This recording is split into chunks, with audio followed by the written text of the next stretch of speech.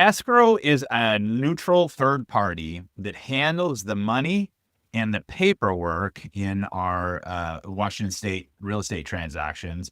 But most people really don't have any idea what it is they do behind the scenes.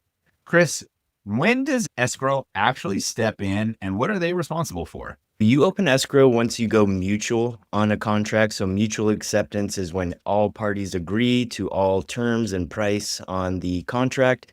So that's when you would open escrow. They are basically, as you said, a third party that basically oversees the contract. They just really follow the contract.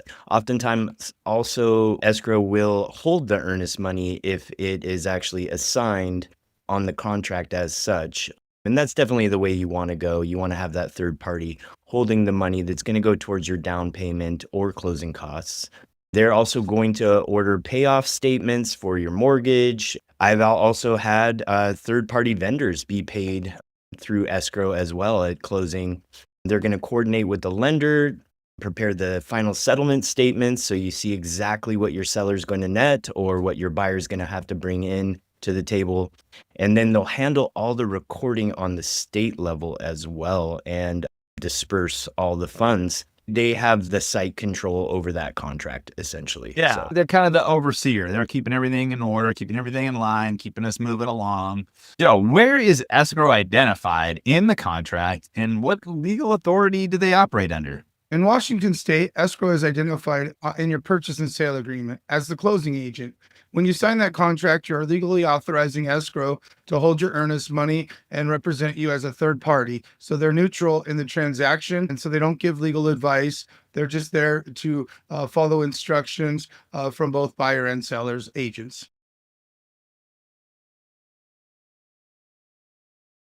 So they don't represent the buyer or the seller. They do not, and that's why they have no dog in the fight. They represent nobody. They're just a neutral party. And as I said, they're just there to do as instructed. Awesome. Ashley, what does escrow feel like to buyers and sellers? For buyers, the signing appointment often comes with nerves and excitement. They're signing a large stack of legal and financial documents, not to say a stack of money, right? Showing ID, having signatures notarized, which can feel very intense. But it's all about fraud prevention and confirming identity on a major financial transfer. So many buyers are surprised by how large the final wire amount feels when they actually send it, even when we've been prepared and preparing them ahead of time. Yeah, it can be a little overwhelming, but they're there to handle everything and make it as smooth as possible and help make us look good and also make sure that the buyers and sellers really feel confident and understand what it is that they're signing. Make sure everybody's protected. What do people think escrow does that maybe they don't actually do? A lot of times it's about the mortgage, right? They, like sellers, for example, they have this large mortgage payment and they think escrow is the one that takes care of that, which they get the data from contacting the lending company and getting all the data. But sometimes that can be a little misunderstanding on the seller's part and really defining what their hat is as escrow. and they don't control lender speed. They can't record without any funds. That's a big thing. And choosing your escrow closer, really not all are created equal. It's really about communication. It can be the difference between a very, very smooth transaction where everybody's in the know or something really, really scary and confusing. So picking the right escrow agent is always important.